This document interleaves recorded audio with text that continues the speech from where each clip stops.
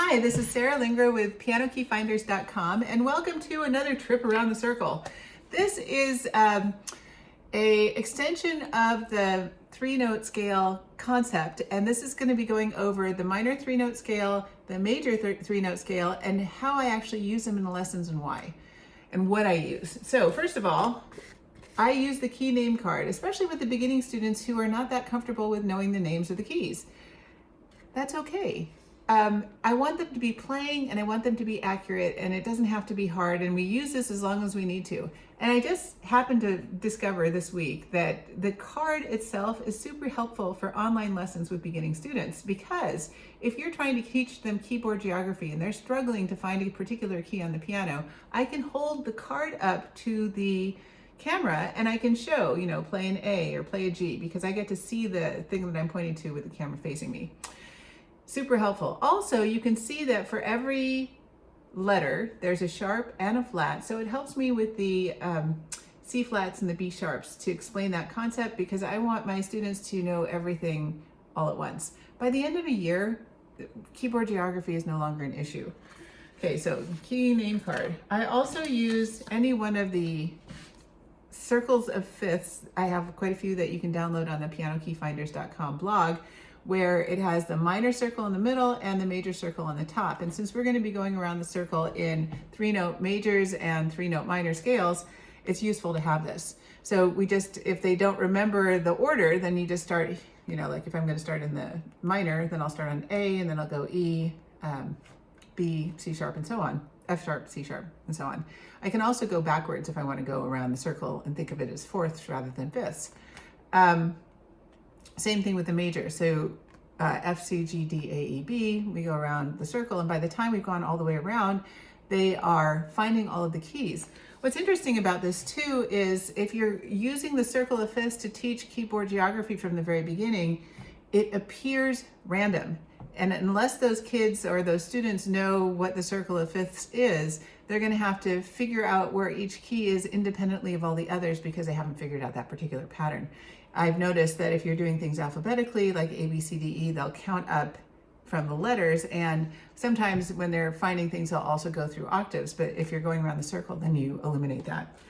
And then the third card that I'm using is the major and minor 5-note scale card, even though I'm only going to be having the students do the first 3 notes of the scale. So for some students, teaching the pattern of skip a key, don't skip a key for the minor, and skip a key, they remember that, and that's easy. But I have some young beginners, I have some kids with learning disabilities, and that pattern is not clicking with them yet. So having the card gives them the reassurance so that they can actually practice it without too much difficulty. Again, the card is helpful, but if once they get comfortable with it, then we stop using the card so much. And then of course this uses 5-note scales, and the scale degrees and everything are in here. One of the cards I use the most in a lot of my beginning lessons are the minor 5-note and major 5-note scales. Okay, so the reason why I'm doing this is because I have some students who have suboptimal piano situations at home, and they're not getting enough practice, and therefore they are not developing much fine motor control in their fingers. And you can see this because their hands are kind of floppy and they're having difficulty in keeping their hands quiet on the piano. 3-note scales, for what I'm doing right now, are using the thumb, second and third finger of both hands. Whoop, here we go. So the fingering is easy to remember, and therefore easy for a student to be able to repeat at home. And one of the things that's really important about doing this is you want to have repetition, because the repetition develops the muscles. If you're not repeating things enough, then you don't get that muscle development, and then when it comes to playing, when you're combining that with reading, it becomes a lot more complicated.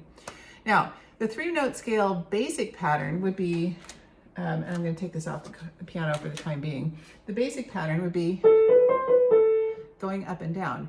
And so if I want to have an even rhythm, I'll just say going up and down to help them even that out. But that can be a little bit boring. So as soon as they get the hang of that, then I'm having them play going up and then the bell carol. And I'm having them repeat it 2 or 3 or 4 times, because repeat gets that finger muscle going, and then you can develop a lot of things coming from that. So this is how long it actually takes to go around the circle. And if you don't remember the order of sharps and flats or the circle, then use this until you do. I've been repeating it, my students get it once a week, but I'm getting it 20 or 30 times a week because I repeat this in all of my lessons.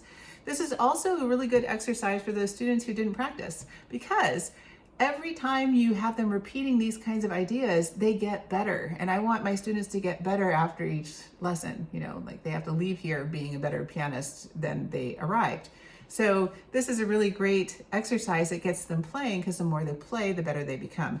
Anyway, here is the minor going around the circle, starting on A, E, B, F sharp, C sharp, A flat, E flat, B flat, F, C, G, D, and then we're back at A. Now, I don't really mind what octave they're playing. I don't care if they're going up and down. And then I'll repeat the exercise with the left hand. And for somebody who's experienced, doing that little exercise takes less than 2 minutes. If they're not experienced, then it takes a bit longer. Over time, though, you can see the improvements of the fine motor control. So I'll do that both left hand and right hand. Now, same idea with the major 3-note scale. I know, 3-note scales, what are we thinking about? Again, the idea here is to get coordination and muscle development as well as ear training, because these 3-note scale patterns, these 3-note motifs come in so many different pieces. As soon as you start doing this, you're like, oh, wait a minute, that melody is 3-note, 3-note, 3-note, 3-note, or like the Bach. There are lots of variations of 3-note stuff that comes in music. So this is also a vehicle to help kids or students compose. So here's 2 melodies that I use when I'm having students go around the circle with the major 3-note scale.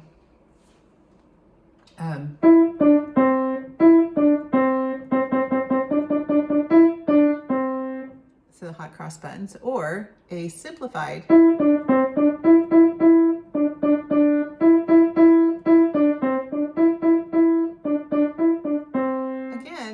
every time they do that, they are developing muscles, and they're developing ear, and they're developing a sense of keyboard geography. So that was in C, but this is going around the circle in the major 3-note scale. So I'm going to start on C.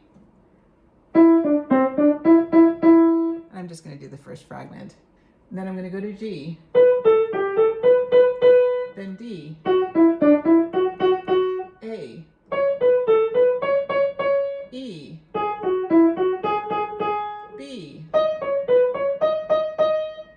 F sharp. Oh